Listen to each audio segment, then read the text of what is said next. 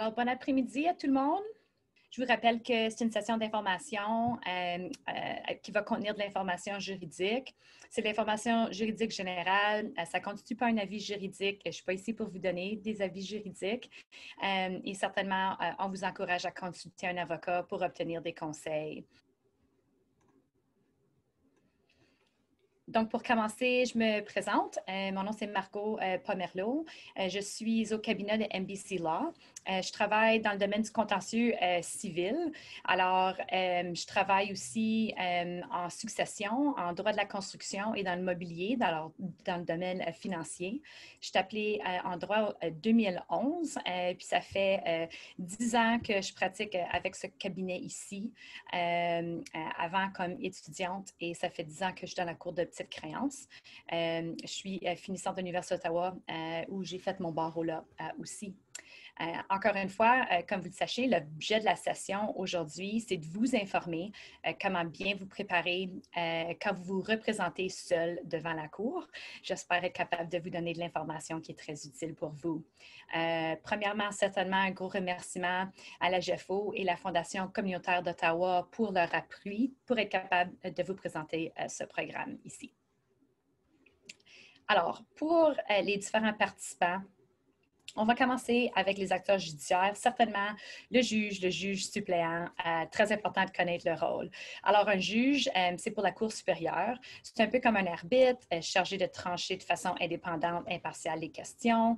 Le juge accomplit ça en interprétant la loi, premièrement, mais aussi en appliquant les décisions rendues par la Cour, regardant les faits qui sont présentés. Le juge et les juges suppléants appliquent des décisions des cours qui sont rendus partout au Canada. Cour de petite créance, ainsi que la Cour d'appel, aussi la Cour suprême. En s'assurant que les droits des parties sont respectés, suivant toute cette législation-là, aussi que la common law. Un juge suppléant. Alors, quand vous vous représentez en cour de la petite créance, vous allez être devant un juge suppléant. C'est une personne qui est nommée comme un juge pour trancher les questions à la cour des petites créances. C'est un avocat qui est nommé comme juge suppléant et certains aussi peuvent aussi demeurer avocat dans la pratique en étant juge suppléant aussi. Vous allez voir aussi les agents de service aux tribunaux. C'est des gens qui contribuent au bon déroulement des procédures à la cour, alors vos audiences. La principale tâche de l'agent, c'est d'être au service du juge ou du juge suppléant qui préside pour cette audience particulière. Alors, par exemple, aller chercher des témoins qui attendent dans le corridor ou organiser certains documents, peut-être des éléments de preuve. C'est toutes des choses que l'agent de service au tribunal peut faire et peut assister. Le greffier ou la greffière de la cour assure que toutes les actions des parties sont coordonnées, que tout va bien, que la preuve est bien manipulée et que toutes ces étapes arrivent au bon moment. Alors, le ou la greffière planifie les audiences, annonce les règlements de la cour quand on est à la cour, transmet au juge aussi les diverses pièces, les copies des documents et aussi administre et dirige les témoins. En particulier, dirige les témoins à prêter leur serment ou même dirige l'affirmation de dire la vérité des témoins aussi. Le sténographe judiciaire est là durant l'audience, quand c'est des audiences publiques, et enregistre ce qui est dit durant l'audience. C'est important de savoir quand on est à une audience publique que tout est enregistré. Il y a des microphones à la table et tout ce qu'on dit est enregistré, surtout une fois que l'audience a commencé. Plus tard, qu'est-ce qu'on dit, qu'est-ce qui est entendu durant l'audience est transcrit pour faire la transcription de la preuve. Alors, quand on regarde une action, on regarde aux différentes parties. Quand on réfère les parties, on discute des demandeurs et des défendeurs. Alors, le demandeur, la demanderesse, c'est la personne qui commence l'action. La poursuite, c'est la personne qui dépose ce qu'on appelle la demande du demandeur en petite créance. C'est vraiment la réclamation, c'est le document qui contient la réclamation quand on dépose ça à la cour. partie défenderesse ou le défendeur, c'est la personne qui défend les allégations qui sont dans la réclamation. C'est la personne qui se fait poursuivre. C'est celle ou ceux, parce qu'il peut avoir plusieurs demandeurs ou plusieurs défendeurs. Alors, les défendeurs, c'est ceux qui reçoivent la demande. Ils doivent répondre à ce document-là, puis ils répondent en utilisant la défense à cette demande-là. Ce document-là aussi doit être signifié et déposé à la Cour. Aussi, une autre partie aux instances, c'est l'avocat ou l'avocate. C'est un agent de la Cour, premièrement. C'est un représentant d'une partie. Alors, l'avocat présente à la Cour au nom de son client, qui est une partie à l'action. Ça peut être un demandeur ou la partie défenderesse. L'avocat le représente lors des audiences et plaide en son nom selon leur mandat.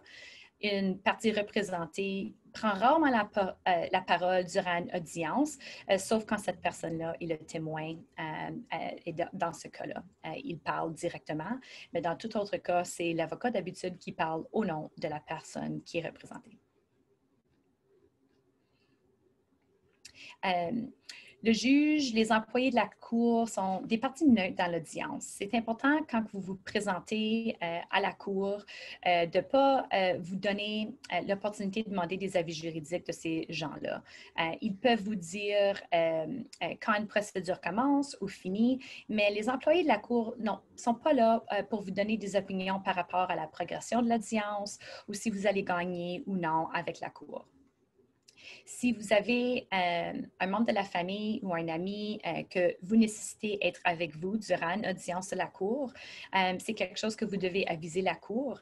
C'est possible durant une audience publique, comme un procès ou une motion, d'être capable d'avoir une tierce partie qui assiste avec vous. Pour les audiences sans préjudice, on va en parler un peu plus tard, mais comme la conférence en vue d'une transaction, c'est nécessaire d'avoir une permission spéciale, d'avoir toute autre partie ou des juges venir avec vous. Les témoins ne viennent pas aux audiences comme une conférence ou les médiations. Alors, vous devez donc assurer que l'audience soit publique avant d'inviter des gens pour venir avec vous. C'est vraiment important de savoir qui peut participer, soit les parties en action et sinon. Alors, si vous avez un besoin d'avoir quelqu'un avec vous, faire une demande spéciale et aussi d'avoir les autres parties, être capable d'avoir un avis que ça va arriver aussi. Alors, comme personne auto-représentée, vous devez connaître les règles de la Cour et comment les utiliser. Vous avez le droit de vous faire entendre et de présenter votre cas, tout comme une personne avec un avocat. Puis, la Cour s'attend que vous présentez votre cas efficacement comme un avocat. Alors, c'est important de suivre les règles qui protègent vos droits, mais aussi qui protègent les droits de toutes les autres parties à l'instance. C'est à votre avantage quand même de le faire. Alors, vous pouvez trouver les règles pour la Cour des petites créances, les règles. Je vous recommande de lire les règles certainement qui s'appliquent à votre instance. Il y a aussi les formules de la Cour des petites créances qui est très important à suivre. On va vous donner les liens et les ressources, mais on peut trouver ça avec le procureur général et le lien de la Cour aussi, accès public. Mais aussi, je vous recommande fortement de lire les guides de procédure à la Cour des petites créances. C'est des guides qui sont publiés à jour, qui vous donnent vraiment des bonnes recommandations. Alors, pour vous préparer, suivre les règles de la Cour, mais aussi des outils à suivre. Durant une audience ou durant la cour, c'est strictement interdit d'enregistrer les parties, même de vous enregistrer durant une audience. Alors, que ce soit les parties, les juges, les employés, c'est interdit de le faire durant toutes les audiences de la Cour de petites créances.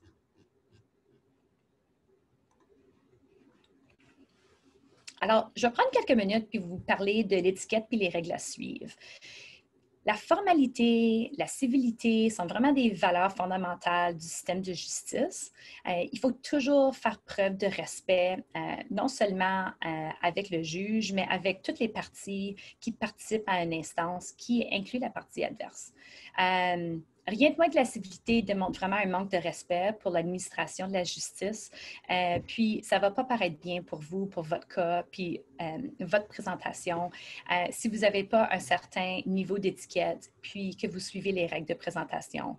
Et il faut quand même être courtois puis civil pendant qu'on est en cours.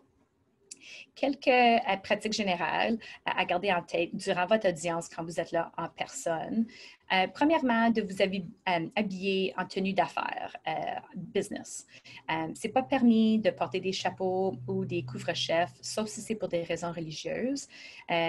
Portez pas de lunettes de soleil non plus.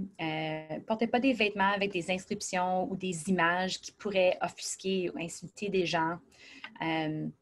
C'est très important d'être à l'heure.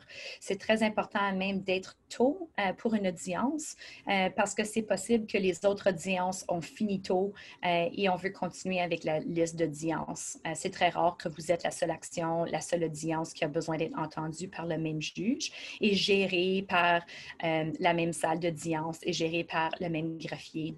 Alors, c'est important non seulement d'être à temps, mais vraiment d'être prêt et à l'heure.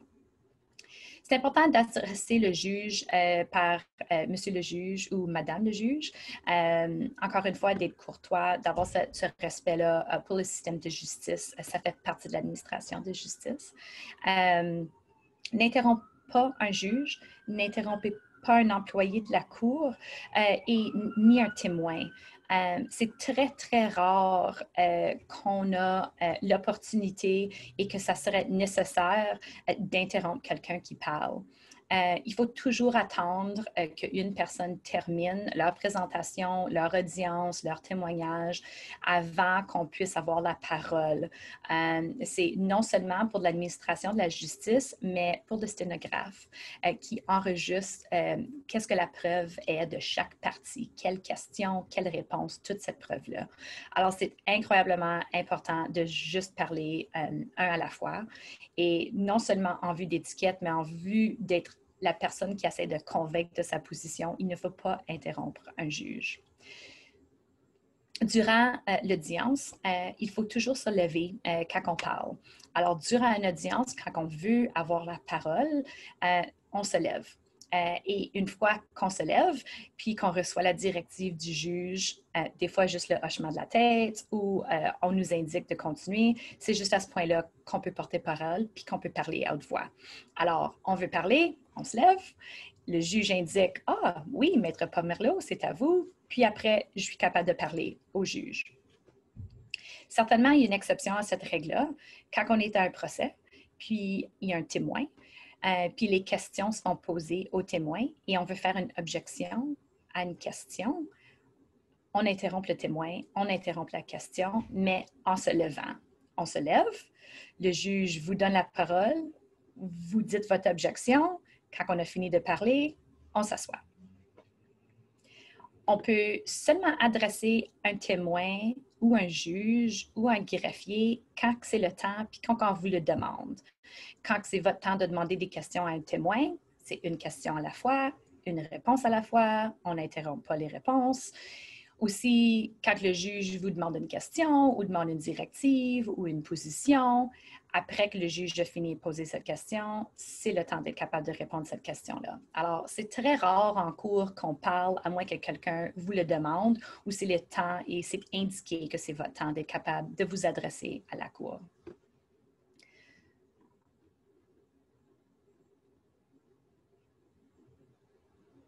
Il faut aussi se rappeler que bien que c'est difficile des fois d'entendre des soumissions, des arguments d'une partie adverse quand on est auto-représenté, que c'est important de ne pas interrompre des soumissions ou des arguments de l'autre partie quand c'est le temps pour faire la plaidoirie au début et à la fin d'un procès, par exemple, ou d'une motion, par exemple.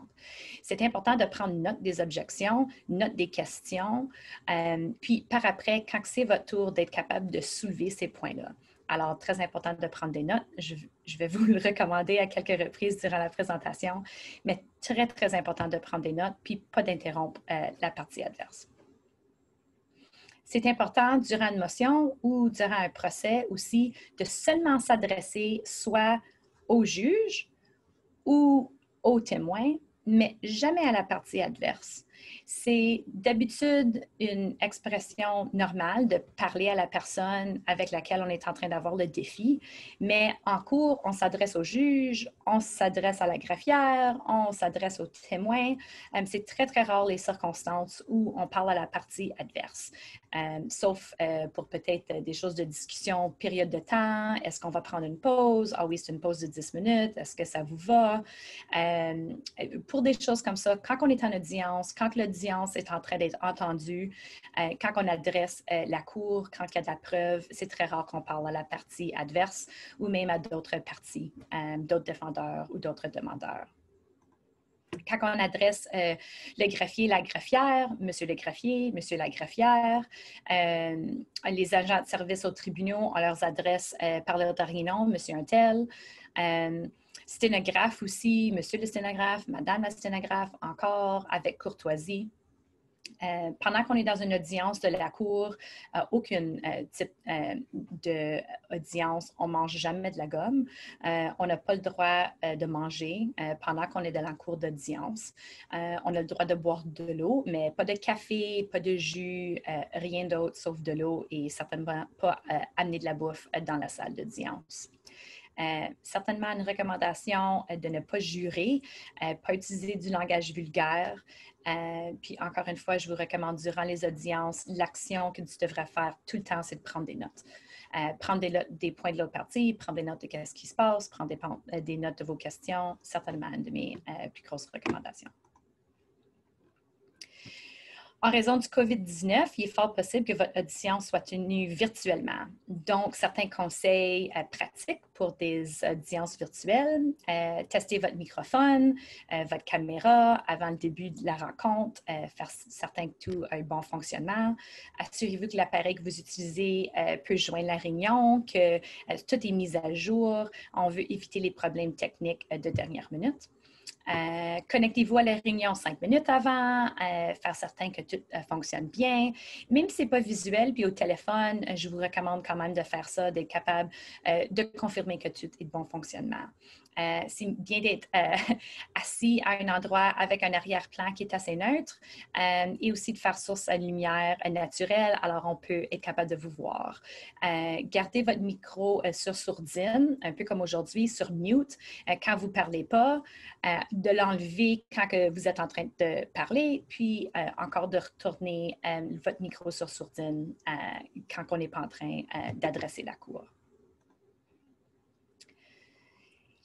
Alors, les étapes du dossier. Je vais faire un survol assez court parce que c'est quand même assez complexe, les différentes étapes, mais ça commence avec une demande du demandeur. C'est un document qui est déposé à la cour, qui commence la poursuite, et ce document-là est signifié, envoyé aux autres parties. Après, on a la défense.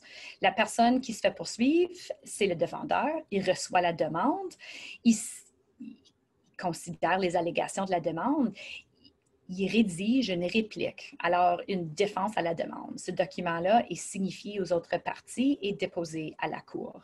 Une fois que ces documents-là s'appellent les plaidoiries ensemble, alors la demande et toutes les défenses, il y a une conférence en vue d'une transaction qui est normalement la prochaine étape.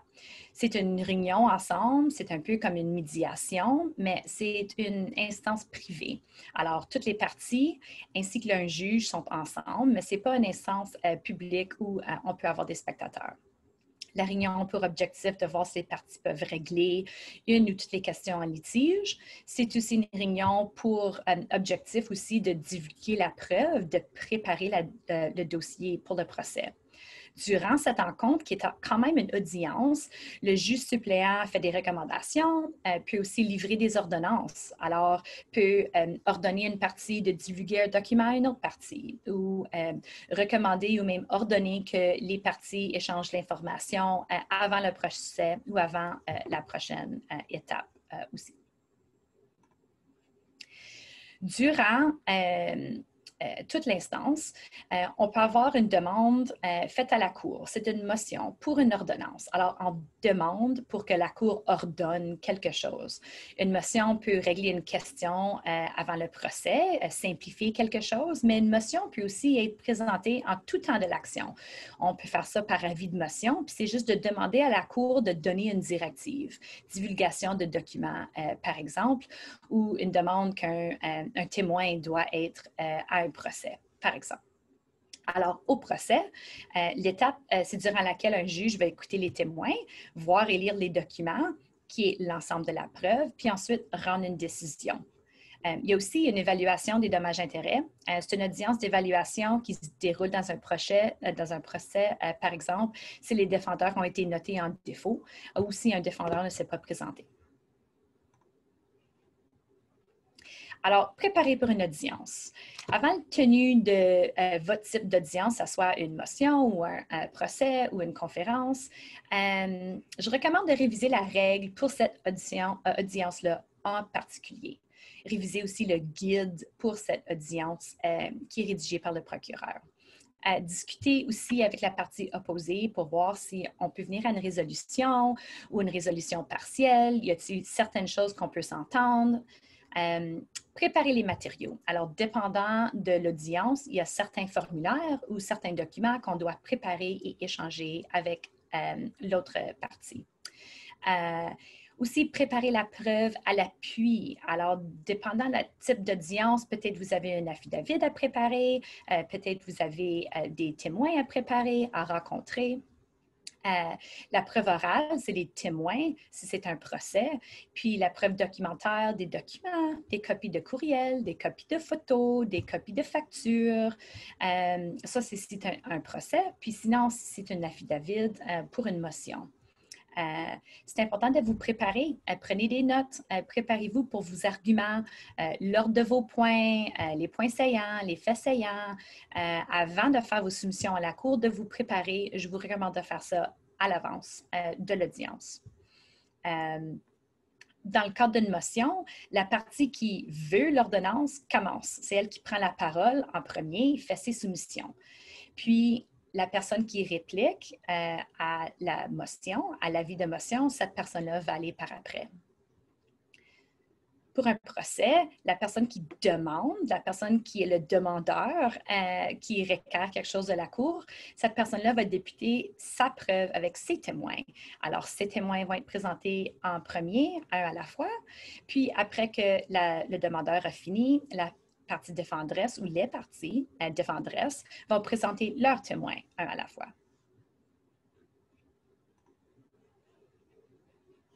Alors, quelques recommandations au sujet des pièces puis la preuve. Alors, quand on est à un procès, les témoins donnent la preuve orale. Ça, c'est de la preuve. Qu'est-ce qu'ils vont dire? Les réponses aux questions. Puis les pièces, c'est la preuve documentaire. Alors, les documents qui sont présentés à travers d'un témoin. Si, comme personne autoreprésentée, vous êtes le seul témoin pour votre cause ou un des témoins en support de votre, soit comme demandeur ou comme partie défenderesse, vous présentez votre cause, mais sous serment comme témoin. Alors, vous ne vous demandez pas des questions, c'est une explication de fait que vous préparez à l'oral. Alors, pas à l'écrit, mais à l'oral, et vous vous fiez aux documents et vous ajoutez ces documents-là comme pièces justificatives en expliquant les documents.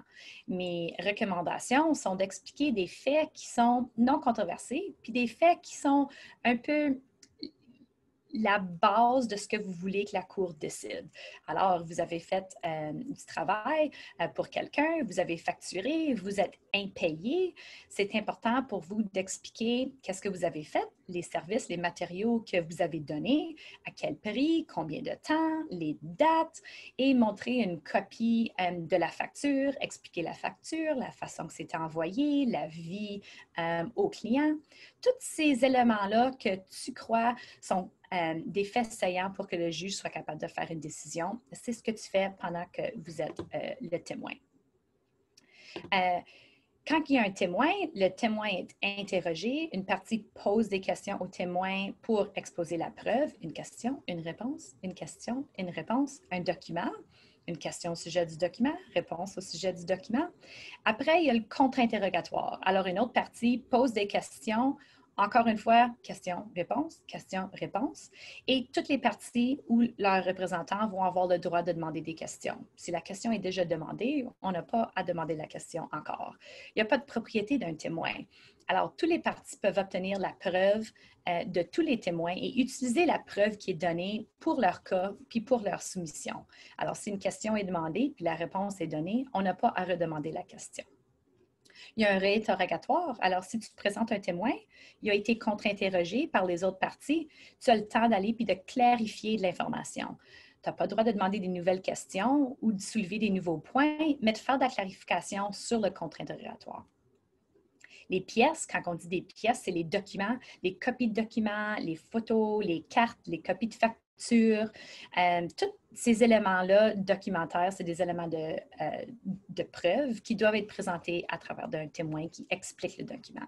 Soit la personne qui reçoit le document ou la personne qui rédige le document, la personne qui a pris la photo, c'est tous des exemples. Alors, pour des soumissions orales, quelques recommandations. Préparez-vous, utilisez vos notes. C'est difficile de ne pas suivre des notes, je comprends, mais très important de continuer avec le plan que vous avez quand vous avez préparé. Le juge va peut-être vous demander de vous concentrer sur un seul aspect. Faites ça. Suivez les instructions du juge. Si le juge vous pose une question, répondez la question tout de suite. C'est très important de répondre les questions puis les inquiétudes du juge quand ils sont demandés. Soyez courtois avec le juge, même si vous n'êtes pas d'accord avec des commentaires. Aussi, quand on se fait poser des questions, important d'être clair quand on répond. Simple et clair, c'est une de mes recommandations aussi, parce que c'est la meilleure façon de répondre à une question. Expliquer une position avec un fait, utiliser la preuve, donc qu'est-ce que les témoins ont dit durant l'audience pour un procès, ou si c'est une motion, d'expliquer qu'est-ce qui est dit dans les affidavits, dans toutes les affidavits, ou la preuve documentaire. Utiliser les documents, être capable de citer qu'est-ce qu'un document il dit, utiliser la preuve que vous avez, c'est ce qui va convaincre un juge de votre position. C'est moins l'argument, puis plus les faits saillants. Si vous vous faites poser une question que vous ne comprenez pas, vous pouvez demander une clarification certainement au juge. Si c'est une question juridique ou quelque chose qui prend du temps à essayer de trouver la réponse, on peut demander le temps. C'est possible qu'un juge va t'allouer 10 minutes pour être capable de considérer la question puis de bien répondre à la question. C'est important de ne pas éviter des questions puis de quand même les adresser quand on se fait poser une question du juge. On peut demander à un juge une question au sujet de la procédure. Pas de recommandation au sujet de votre cas ou les mérites de votre cas, mais certainement au sujet de la procédure, vous pouvez demander des questions. Si vous adressez une question soulevée par une autre partie, c'est important de ne pas continuer à répéter le même point. Limite des questions, des réponses. Une fois que quelque chose a été abordé, important de ne pas le répéter. Alors, la décision de la Cour, c'est possible que le juge va prononcer sa décision oralement à la fin de l'audience. C'est plus souvent pour une motion, mais aussi pour un procès.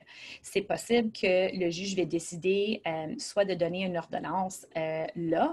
Alors, c'est important quand on est là après l'audience et on entend le juge, puis soit que la décision est pas à notre faveur, de quand même demeurer courtois, de remercier le juge, d'être quand même très poli, être pas mal neutre. De l'autre côté, c'est vraiment pas une bonne situation de faire des célébrations de victoire durant l'audience non plus. Cette étiquette et cette courtoisie doit continuer durant toute l'audience devant le juge. C'est aussi possible, surtout avec des procès, que le juge doit prendre le temps pour considérer toute la preuve, considérer cette audience-là, les arguments et rendre la décision par écrit plus tard. On appelle ça réserver la décision. Ça arrive souvent qu'on réserve des décisions. Alors, la loi sur les tribunaux judiciaires donne le droit à une partie d'exiger qu'une instance soit instruite en instance bilingue. Seulement dans certaines régions désignées bilingues, mais c'est important que vous connaissiez que vous avez ce droit-là. Alors, comment faire ça? On se prévoit 4 façons de demander qu'une instance soit bilingue. La première chose, c'est vous déposer une des plaidoiries en français. Alors, la demande ou la défense en français. On peut déposer un formulaire de réquisition. Alors, avec un formulaire, on peut demander une instance bilingue. Aussi, tu peux faire une déclaration orale devant le tribunal. Souvent, en petite créance, ça serait à la conférence préalable où c'est le moment d'être capable d'exprimer que vous aimeriez avoir l'instance instruite bilingue et le juge va être capable de faire une inscription à cet égard-là. Aussi, on peut faire demande par écrit. Alors, écrire une lettre, la déposer à la cour et faire demande auprès du tribunal que l'instance soit instruite bilingue. Si vous avez des besoins pour de l'interprétation pendant que vous êtes à la cour, soit avec un témoin ou dans une autre langue, vous devez demander ces services-là. Ces services-là peuvent être donnés à la cour et en petite créance. Mais rendez-vous, prenez le temps de décider si c'est nécessaire tôt avant l'audience et d'en faire demande. Alors, si vous avez besoin des services, contactez l'unité de services d'interprétation au palais de justice pour ce dossier-là particulier pour leur aviser que la langue de l'interprétation, comme vous êtes la partie qui demande pour l'interprétation et les détails spécifiques de l'audience. De cette façon-là, vous allez savoir qu'il ne va pas avoir de délai, vous allez avoir ce service-là. Alors, si vous avez une ordonnance, une audience en personne, c'est important de nos jours de bien être confortable et bien reconnaître qu'il y a certainement des limites à ce qui se passe à la cour maintenant. Alors, si vous devez vous rendre au palais de justice, prenez des précautions et on a besoin d'adresser les risques certainement par cette crise et le COVID-19. Alors, certaines recommandations. Avant d'entrer dans le palais, vous devez répondre à un sondage en ligne et avoir une preuve de cette permission-là que vous avez eue avec le sondage. Alors, avec votre téléphone intelligent ou une copie imprimée de la permission, vous avez besoin de faire ça avant que vous arrivez au palais de justice. Le port de masque est obligatoire, alors vous avez besoin de porter votre masque pendant que vous êtes au palais de justice. Il y a certainement des indications à travers du palais de justice où vous devez attendre en ligne, ou certainement vous devez garder 2 mètres de distance pour respecter la distanciation physique. Les ascenseurs, seulement 2 personnes à la fois. Certainement suivre les indications sur les planchers des fèches pour être capable d'aller dans la bonne direction. Aussi, pour être assis, il y a des indications où on peut s'asseoir et où on ne peut pas s'asseoir. Il y a certainement des maximums de personnes par certaines salles d'audience, alors important de vérifier ça. Cette information-là est disponible au palais de justice. Alors, vous passez de la sécurité quand vous entrez à la cour au palais de justice. Puis, ça, c'est important dans toutes les cours en Ontario. Alors, soyez préparés quand vous arrivez que vous allez passer à travers de la sécurité. Vous traversez une portique de détection de métal. Alors, vos sacs à main, sacs à dos aussi font l'objet d'une inspection radiographique. Les articles qui sont considérés comme dangereux ou une arme sont certainement pas admis dans le palais de justice quand vous allez en personne. Si vous êtes en possession d'un objet de sécurité digne, dangereux, on vous demande de peut-être partir, de ne pas rentrer ou même de laisser l'objet. Puis l'objet qu'ils vont prendre ne va pas être retourné. Alors, des couteaux, des objets tranchants, même des coupes-ongles dans certains palais de justice. Alors, juste pour faire certain que vous n'avez pas ces objets-là avec vous. De l'alcool, des menottes, des chaînes, armes à feu, certainement munitions ou même des articles inflammables. Tout le monde passe à travers de la sécurité, alors vous allez devoir le faire aussi. Si vous ne vous sentez pas confortable avec les personnes en ligne, certainement vous êtes capable de faire de la distanciation sociale, physique. Puis, si vous voulez éviter la partie adverse, vous pouvez faire ça aussi. Si on n'est pas certain de notre salle d'audience, vous pouvez aller au comptoir d'information, demander quelle salle vous êtes en matière. Il y a des gens là, puis une liste pour être capable de vous démontrer. Alors, Ici, je suis en train de présenter une liste de différentes ressources, mais important de voir quelles autres ressources que vous avez pour vous informer et mieux préparer pour votre audience et pour votre présentation. Cliquez Justice, le Centre d'information juridique de l'Ontario, National Self-Represented Litigant Project, Pro Bono Ontario, l'aide juridique, service de référence au barreau. Certainement, avec les liens, j'en ai parlé de quelques-uns durant la présentation au sujet des renseignements des petites créances.